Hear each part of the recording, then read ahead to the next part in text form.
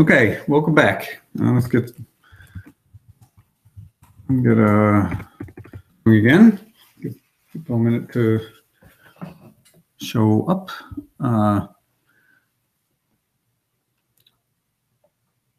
So I thought I would do a couple more examples of some parameters and then talk a little bit about composition series and so on and induction. So let's take a group. Let's take an interesting group, for example. Let's take G to be SO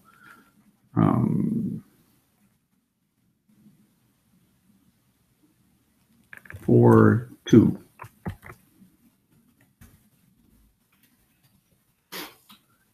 Also known as SU22, up to isogeny. And let's set B to be the block of the trivial of G.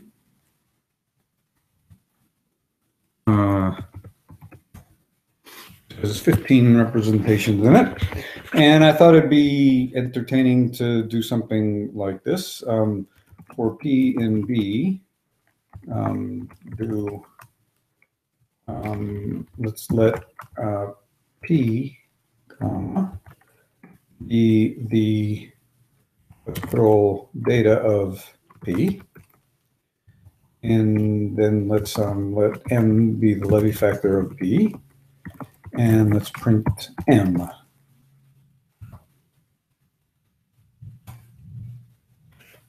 Okay, so this tells you what all of the excuse me, the cuspidal Levy factors are for this group.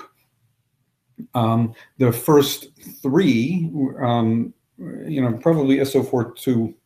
Well, think of it as being SU22, I guess. The first three, the group is SU22, and then there are there's this Levy factor SL2 cross U1 cross GL1. Let's see, how do we make sense of that? I think it's best to think of SO42, in fact. So if G is SO42, a typical, for example, there's a Levy factor M, which is SO31 cross GL1R. That's one of the Levy factors. And there's another, which is, what is it? SO20 cross GL1R squared. Okay, and so let's see if we can identify these here.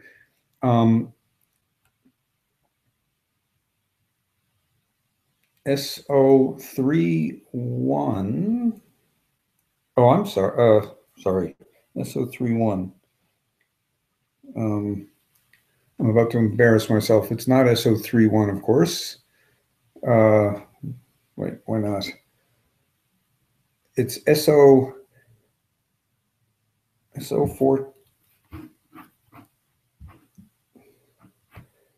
There's an SO2 cross GL1 cross GL1. That's for sure. That's this guy down here.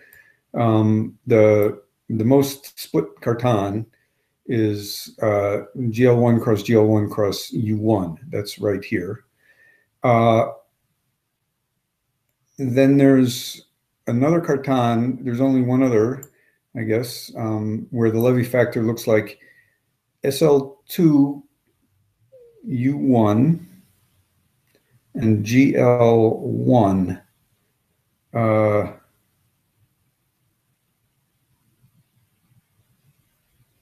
Well, okay, there's an exercise for you. I'm slightly spacing out.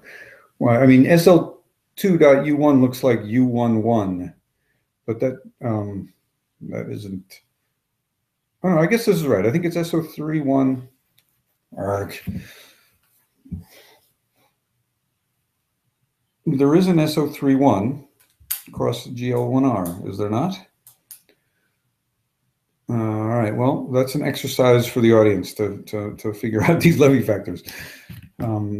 I'm sure I'll get a hard time about that from David or somebody else.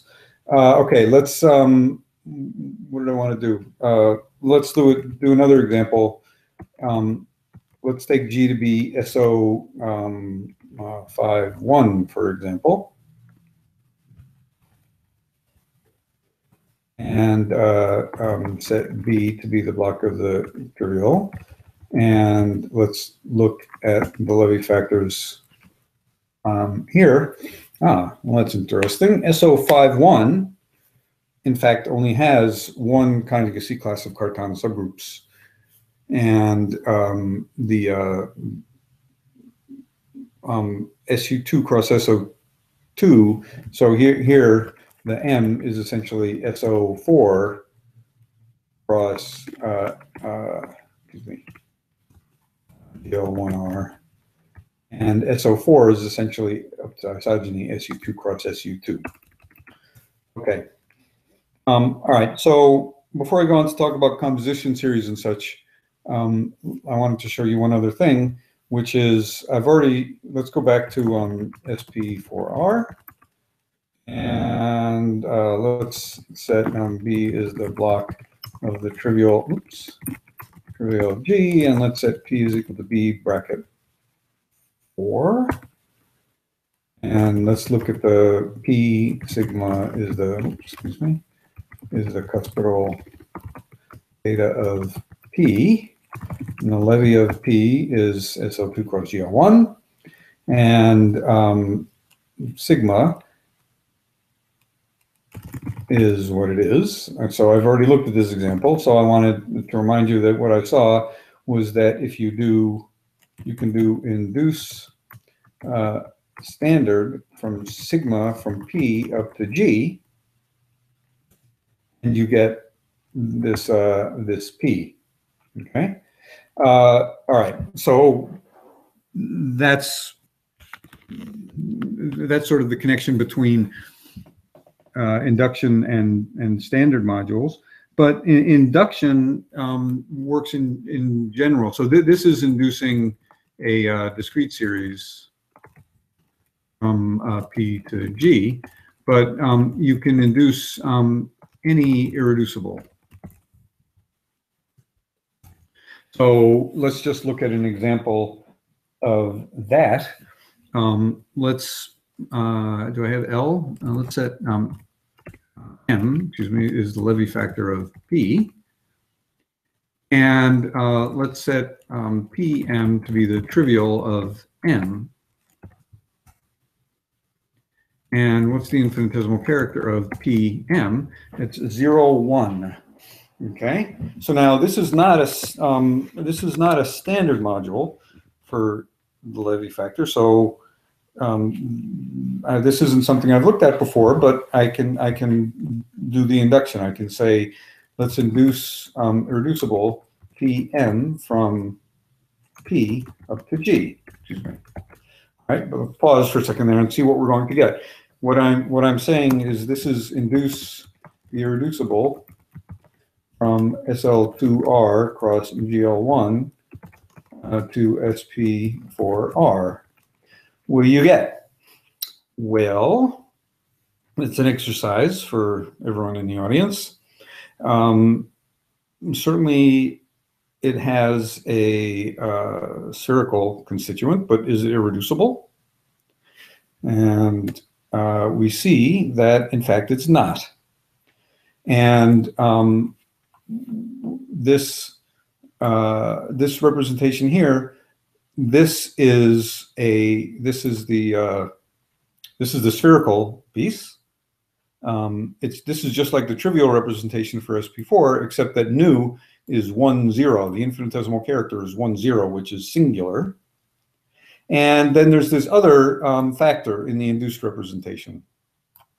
And I'll just say here, this is an example.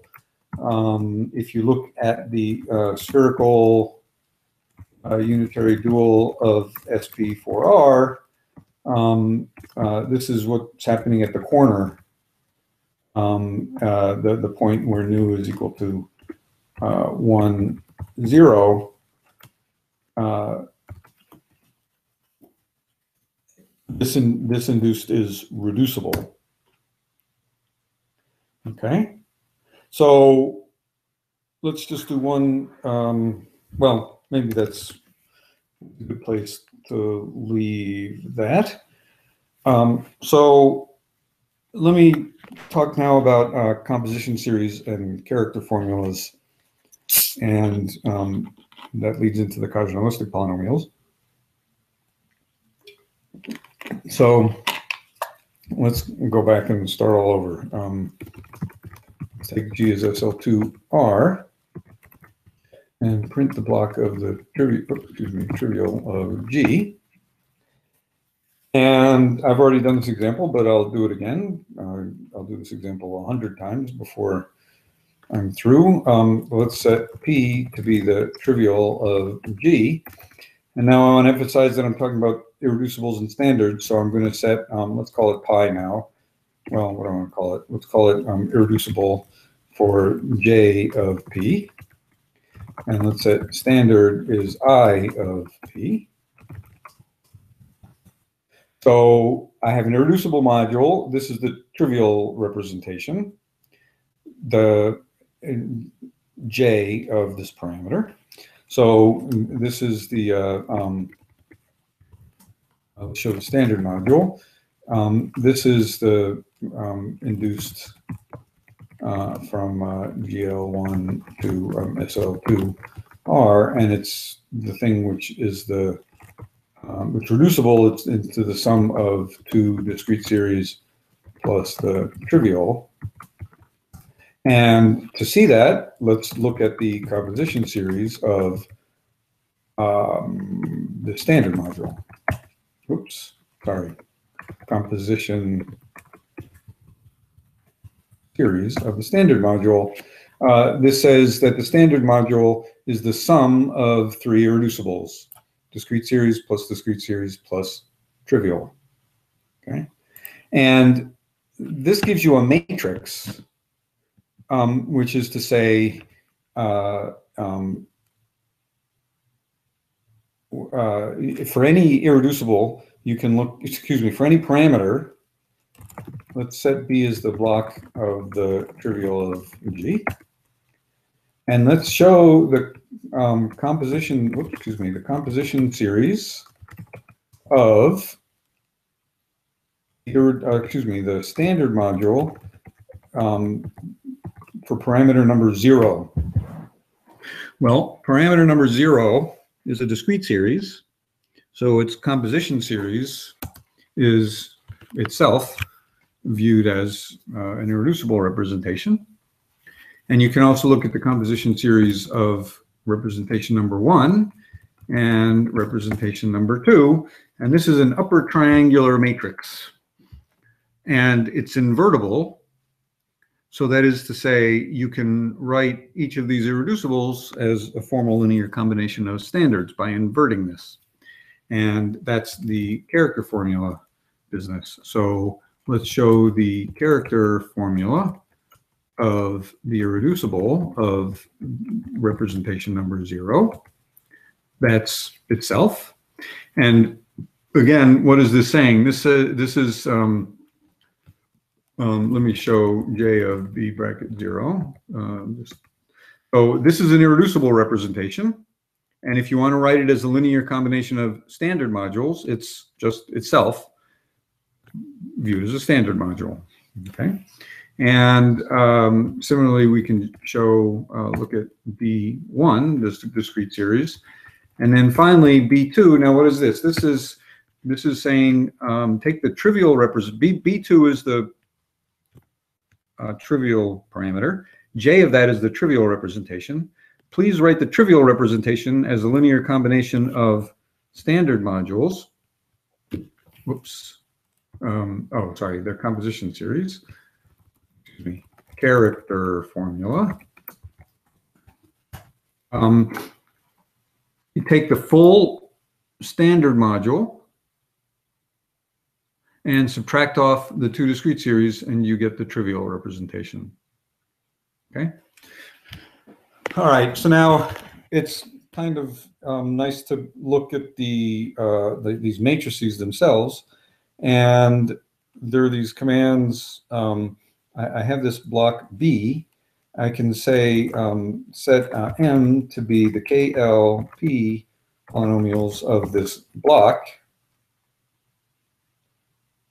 And well, so what does this mean? The KLP, there are two kinds of KL casuistic polynomials, the P polynomials and the Q polynomials. And the P polynomials tell you about how to write, tell you about character formulas. And the Q polynomials tell you about composition series. And so this, well, let's just look at it. What is it? It's horrible. It's incomprehensible. It's some weird data structure which is encoding a matrix of polynomials. Probably you'll never want to look at it. Well, you might want to extract elements of it or something, but typically you won't ever look at it. But fortunately, there's a command to actually look at this matrix. And this is this matrix, upper triangular matrix with ones on the diagonal. And then the last column is -1, -1, 1. Okay, so these are the P polynomials, and the columns correspond to the character formulas. And so this first column is saying that the discrete series is equal to itself. This is saying the other discrete series is equal to itself. This last column is saying that if you take the principal series minus the two discrete series, you get the trivial representation. That's the character formula for the trivial representation. There's also the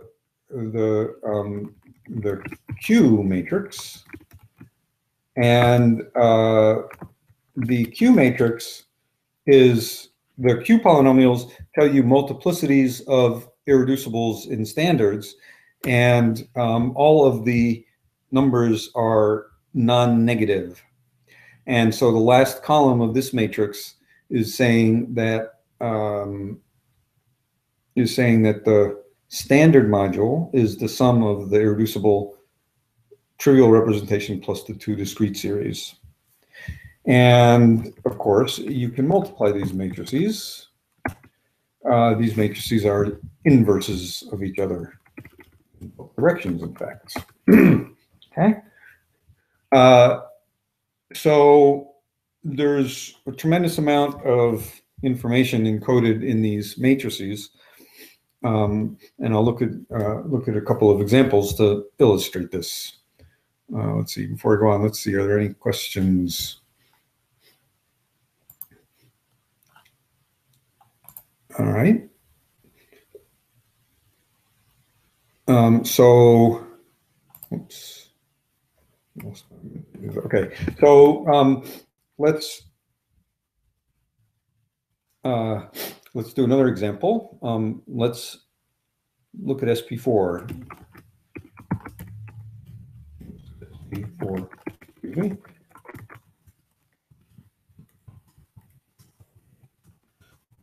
Real block of SP4, excuse me, SP4. And let's take M to be the KL polynomials of this block, and little m to be the KLQ polynomials of this block. And print poly matrix capital M. So this is a 12 by 12 upper triangular matrix with ones on the diagonal. And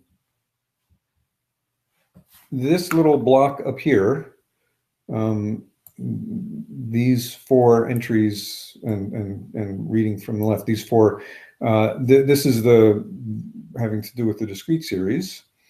And as I mentioned, the columns are giving you character formulas. So these first four columns say that a discrete series character formula is itself. This is saying that this column right here is saying that irreducible representation number 0, 1, 2, 4, the character formula for it is its standard module number 4 minus the discrete series number, whatever it is, minus 2 discrete series. And so, for example, down here, the second to last column, now the spacing, unfortunately, is not too good. Fako could have gotten the spacing correct, but not me. The second to last column is the character formula for the trivial representation. So let's show the character formula for the trivial for J of the trivial of G. I have enough parentheses there.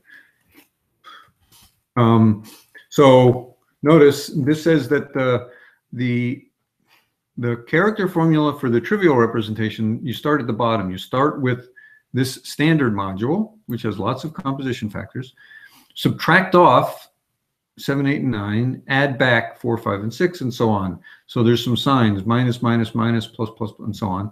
If you look at this column here, that's exactly this column of the matrix. All right. Now, something interesting happens here. There's a Q. Well, this is the Kazhdan-Lustig matrix. It's a matrix of polynomials in Q, and so maybe for the record, I'll put it down here.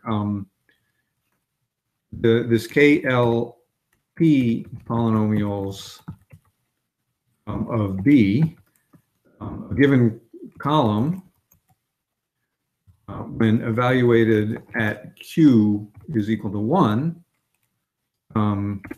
gives the character formula.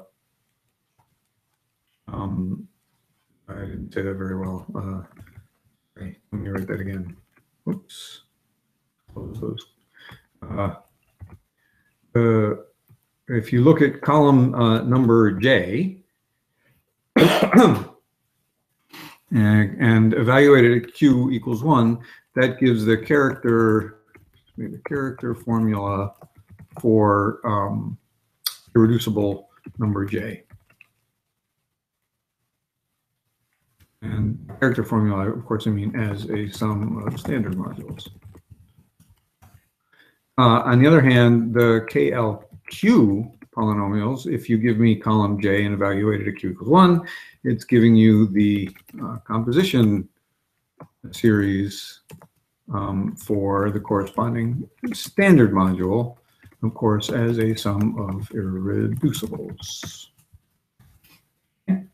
So let's look at this matrix. I think it was M that I just had, and also the inverse matrix little m.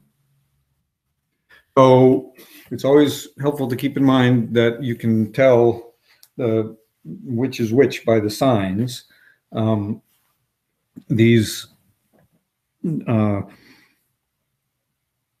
entries of this matrix M are all non-negative integers. This is telling you about composition series. So for example, if you show the composition series of the standard module of the trivial of G, you see that it's the sum of a bunch of however many terms, and there's a coefficient of 2 here. Well, that's this 2 right here. If you look at this column, the entries are, the second to last column, the entries are 1, 1, 0, 0, 1, 1, 2, 1, 1, 1, 1. And that's what this formula is. Okay, and if there's any justice in the world, if you multiply, oops, excuse me, m times n, you'll get the identity. All right, so let's look at a bigger example, maybe. Well, let's see. Before I do that, let's see. Oh, loose. Oh, no, we're okay. Are there any questions before I go on? All right, so what's a good example to do here?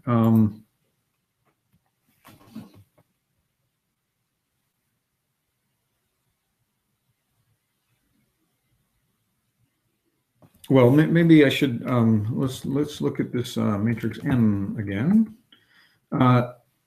So for example, this matrix has some Q's in it in the very last column. So let's set P is equal to B bracket 11. That's the last entry in this block. And I'm looking at the character formula matrix. So let's look at character formula of J of P. As a single 1 and 3 minus 1s. So there's a 1, of course, there's always a 1 in the diagonal, and then there's minus 1, minus Q, and minus Q. And when those are evaluated at 1, of course, it's giving you 1 minus 1. So there's more information in this matrix than in the composition series. And the basic fact is that the polynomial the polynomial in Q not evaluated at 1 tells you about levels where things occur in the Janssen filtration. So I'm not going to get into that today. We'll just be evaluating things at Q is equal to 1. So let's look at a bigger example. Let's say G is equal to SO44, for example. And let's set B to be the block of the trivial. And what is the size of this? 96. That's not too bad. Let's set M to be the KLP polynomials of B. And let's take little m to be the KLQ polynomials of B. And let's do print poly matrix of M. That's entertaining. What did we get? I'm not sure if I expand the window how that will behave with respect to our video. Let's see, maybe this will work. This. That didn't really help, did it? Okay, well, let's just glance through this. So now we see that we're getting not just some monomials, we're getting things like 1 plus 2q, for example. I guess they're all linear still. There's no q squared terms. Oh, no, there's a q cubed. Good. I didn't think they should be linear. There's, for example, a polynomial with a q cubed, and here's a 2q plus q squared. Okay, and let's look at the matrix M, for example, or for comparison. And how does that look? Well, again, it's all non-negative entries, and you know, sort of similar looking, except that, of course, all of the entries are positive. All right.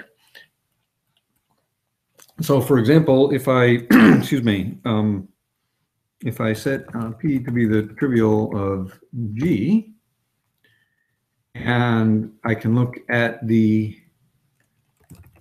composition series of I of P. All right, so what is that saying? Excuse me. So what is P again? P is this parameter x is equal to 66. Actually, I should show I of P for record. We're talking about this standard module, I of x is equal to 66 and so on.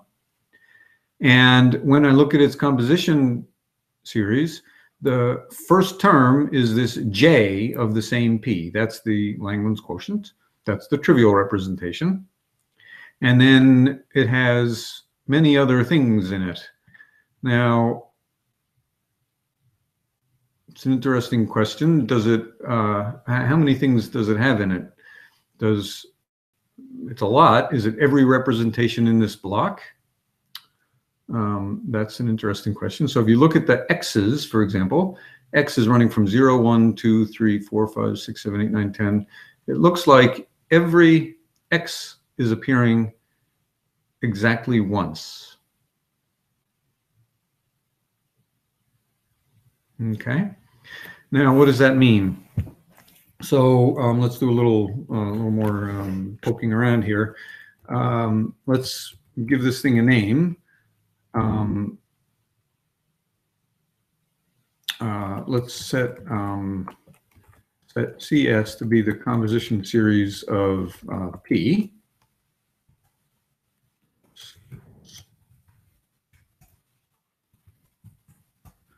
So there are 77 terms. 77? 77? How can that be?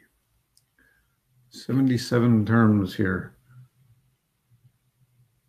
Ah, there we go. Some of these x's appear more than once. For example, 47 appears more than once. Okay, so that's fine. What's the size of the block?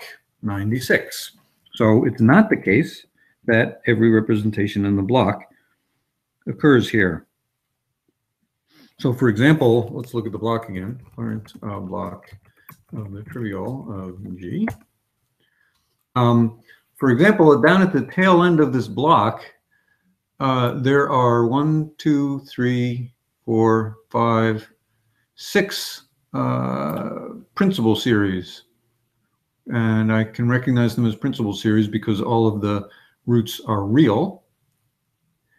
And these are representations 90 through 95.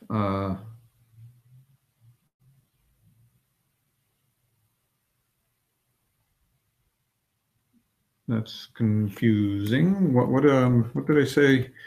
90 through 95. What is P again?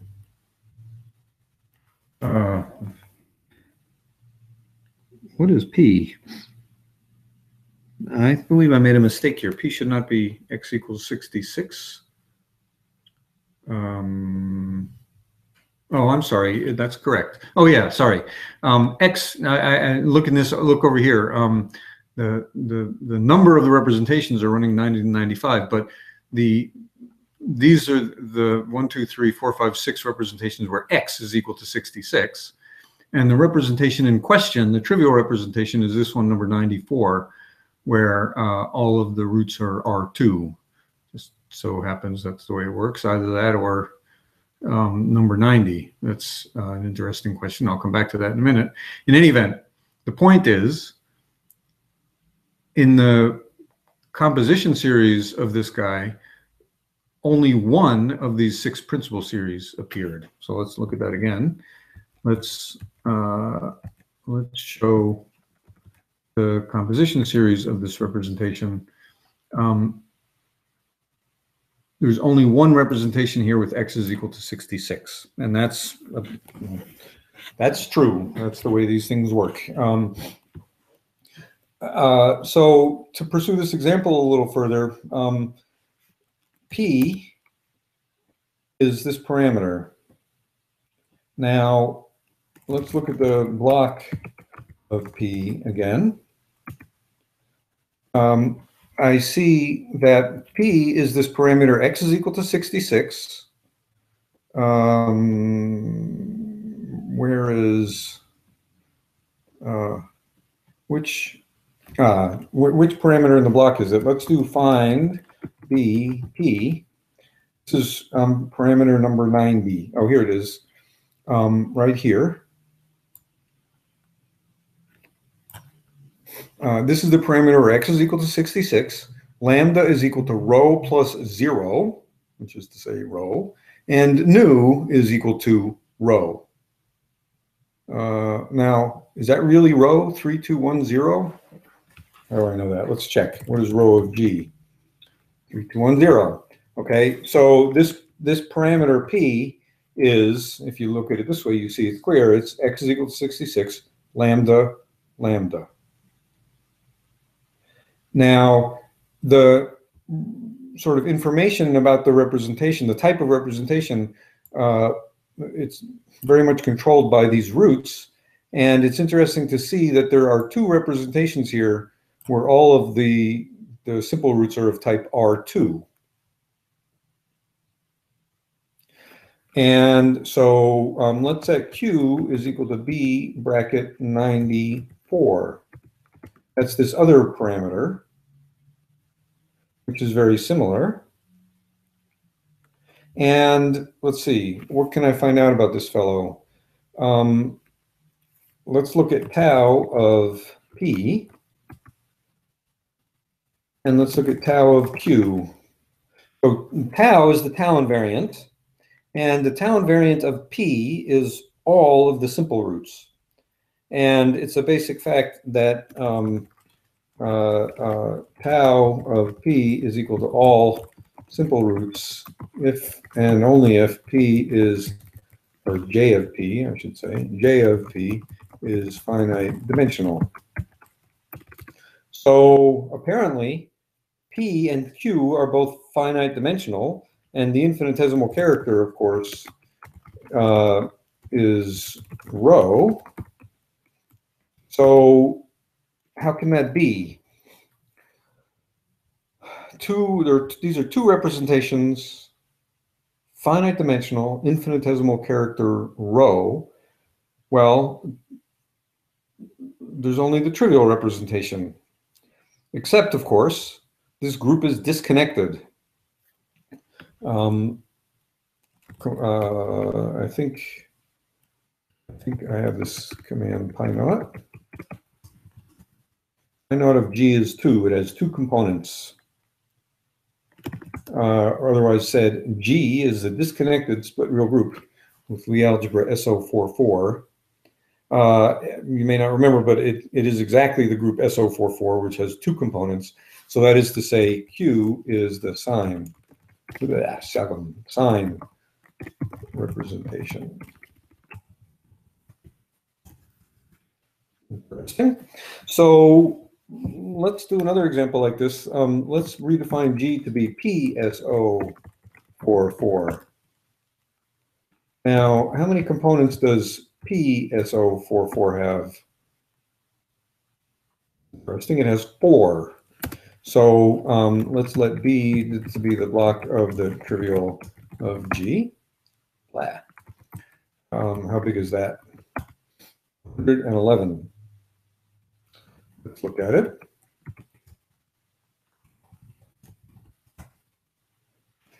How many principal series are there in this block? Well, the top number X is 45, so it's all the way up to here. These are all principal series in the block. How many are there? 1, 2, 3, 4, 5, 6, 7, 8, 9, 10, 11, 12. I'll leave that as an exercise for everybody, why there are exactly 12 in this block. Of course I know, but I'm not going to say.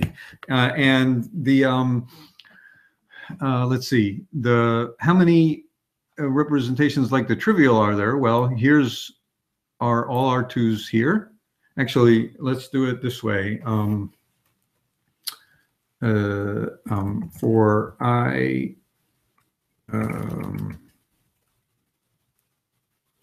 well, never mind. Let's just look. There's 99, 104,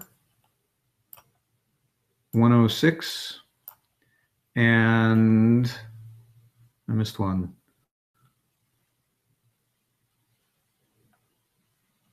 99, 104, 105, and 106. There are 4 one-dimensional representations. The 4 one-dimensional,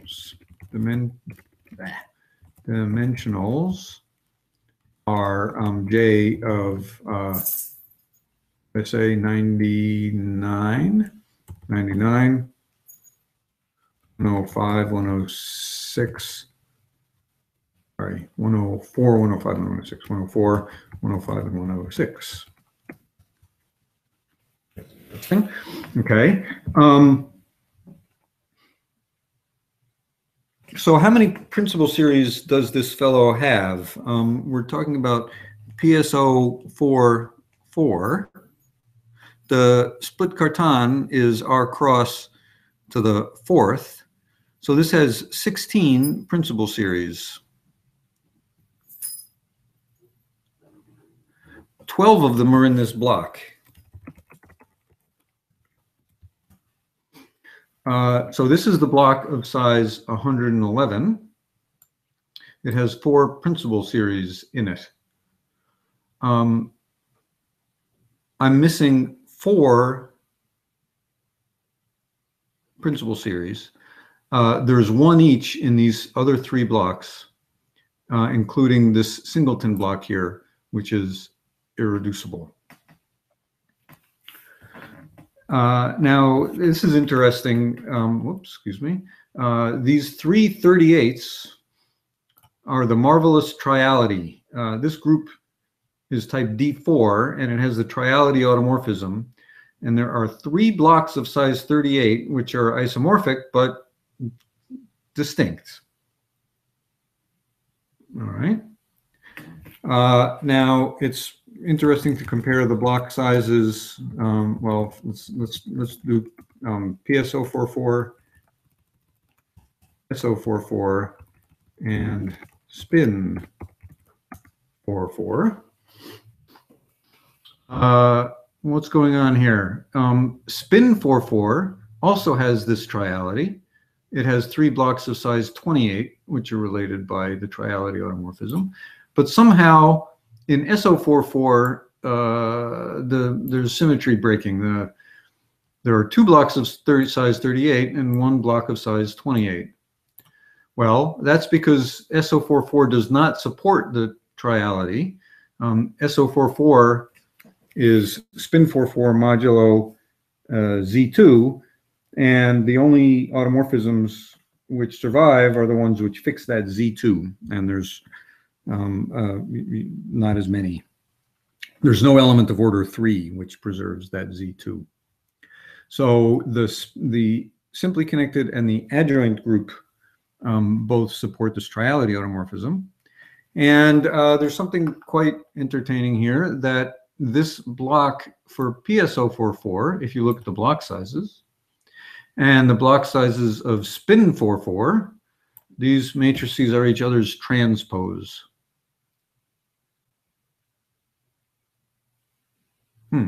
What does that mean? Well, of course, that's Vogin duality, which says that the representations of PSO44 are dual to those of spin 44.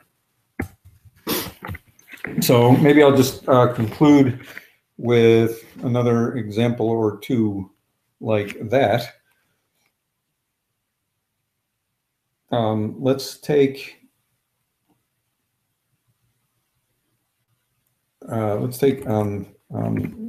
G to be SP8R.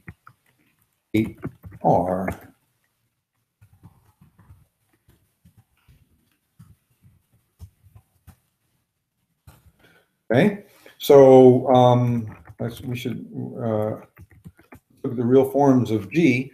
So the group SP4 has 4 real forms. There's a compact one, SP4, SP31, SP22, and the split form, SP8R. And it has